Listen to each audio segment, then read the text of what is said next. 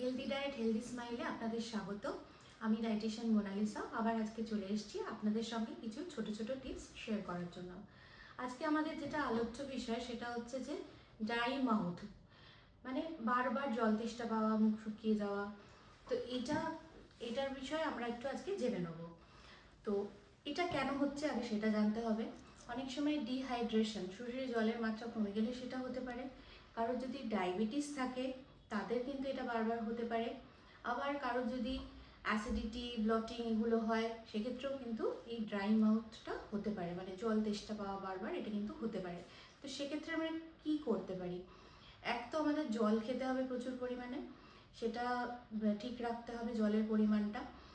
এবার কারোর যদি কোনো পার্টিকুলার ডিজিজ থাকে, কিডনি ডিজিজ বা আপনি অবশ্যই আপনার হেলথ কেয়ার প্রোভাইডারের পরামর্শ নিয়ে, ডক্টর বা ডায়েটিশিয়ানের পরামর্শ নিয়েই জলটা মেপে খাবেন। এছাড়া আপনি একটা স্প্রেয়ার নিতে পারেন, একটু অল্প অল্প করে স্প্রে করতে পারেন জল নিজের মাউথের মধ্যে, বা সিপস অফ ওয়াটার, মানে অল্প অল্প করে জল বারে বারে খেতে হবে। সারা দিন ধরে কিন্তু জলটা খেতে হবে। এবার আসছি ডায়েটের সঙ্গে এটা কীভাবে রিলেটেড। যেমন ডায়াবেটিসের ক্ষেত্রে যদি এটা হয় তাহলে কিন্তু সুগার লেভেলটা চেক করতে হবে। সুগার লেভেল যত হাই হবে তত বেশি কিন্তু ড্রাই মাউথ সিনড্রোমটা হবে। সুতরাং সুগার লেভেলটা ঠিক রাখতে গেলে যেমন মেডিসিনটাও ইম্পর্টেন্ট, ডায়েটটাও কিন্তু অ্যাজ ওয়েল অ্যাজ ইম্পর্টেন্ট। সুতরাং আপনাকে কিন্তু একটা প্রপার ডায়েট মেনটেন করতে হবে, এবং সেটার জন্য অবশ্যই আপনারা আপনার হেলথ কেয়ার প্রোভাইডারের সাথে যোগাযোগ করতে পারেন, বা যে কোনো ডায়েটিশিয়ানের সঙ্গে যোগাযোগ করতে পারেন, বা নিচে যে নাম্বার যাচ্ছে সেখানেও যোগাযোগ করতে পারেন। এছাড়া আপনার যদি ডিহাইড্রেশন হচ্ছে সেক্ষেত্রে জলটা আপনার শরীরে কমে যাচ্ছে।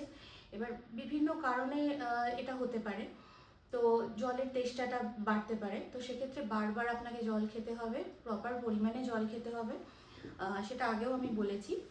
আরেকটা হচ্ছে যে অ্যাসিডিটি, ব্লটিং যদি কারোর হয় সেক্ষেত্রেও কিন্তু ডায়েটটা ভীষণভাবে রিলেটেড। সেটা কীভাবে, যে আপনাকে প্রপার খাবারটা প্রপার পরিমাণে খেতে হবে। ফ্যাটি ফুড যদি আপনি বেশি খান, ডাইজেশনের সমস্যা হবে, তখন কিন্তু আপনার এই জল তেষ্টাটা বারবার পেতে পারে। তো এইগুলো যদি একটু মেনটেন করতে পারেন তাহলে কিন্তু আপনাদের ড্রাই মাউথ যে প্রবলেমটা হচ্ছে সেটা কিন্তু ঠিক হবে। এছাড়াও আমরা বিভিন্ন ধরনের খাবার, যেমন ধরুন জলীয় ধরনের খাবার, যেমন ধরুন শসা হতে পারে, ওয়াটারমেলন হতে পারে, এই ধরনের খাবার যদি আমরা খাই তাহলে কিন্তু অনেকটা জলের যে তেষ্টাটা সেটাও কিন্তু অনেকটা মিটে যায়। সুতরাং সব মিলিয়ে মিশিয়ে এটা অ্যাডজাস্ট করতে হবে, এবং কারোর যদি এটা সিভিয়ার হয় তাহলে অবশ্যই ডাক্তারের কাছে যান, পরামর্শ নিন। কারণ শরীরে অনেক সময় সোডিয়াম কমে গেলেও এটা হতে পারে, বা কেউ যদি ডাইউরেটিক্স বেশি তার ওষুধ চলছে কোনো রকম মেডিকেশনের জন্যও অনেক সময় হতে পারে, তো অবশ্যই ডক্টরের পরামর্শ নিন। এছাড়াও ডায়েট প্ল্যান যদি ঠিকমতো করতে চান তাহলে কিন্তু এই নিচের নাম্বারে যোগাযোগ করে এখানেও আসতে পারেন।